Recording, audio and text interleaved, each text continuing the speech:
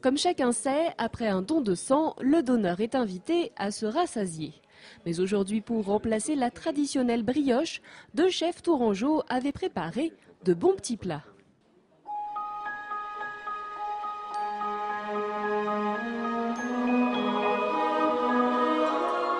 Saint-Jacques mariné aux agrumes et gingembre, le lait de concombre et brebis du Lechois, le croque-speck et le tiramisu fraise rhubarbe.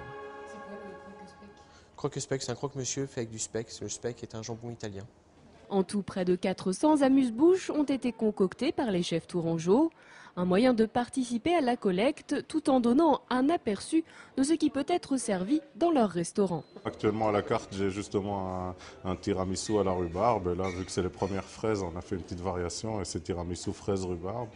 Et Julien Dubarjus, c'est pareil, c'est des petites variations autour de bons produits de la mer qu'il a fait. Et voilà, c'est ce qu'on trouve à peu près dans son restaurant.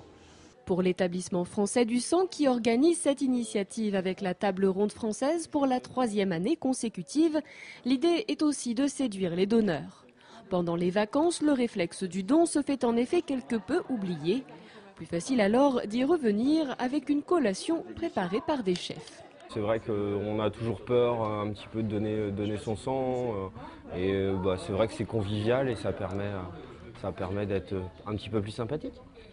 C'est très agréable, ça change des petits gâteaux secs, les petites verrines sont délicieuses. Là j'ai une petite chose avec du mascarpone et une mousse de chocolat dans le fond, c'est excellent. Une collecte exceptionnelle qui rencontre donc son succès et qui s'inscrit dans une démarche de recherche constante de nouveaux donneurs, de tous horizons et de tous âges. On va en fac, on va essayer de trouver, on va dans les lycées pour trouver des nouveaux donneurs jeunes.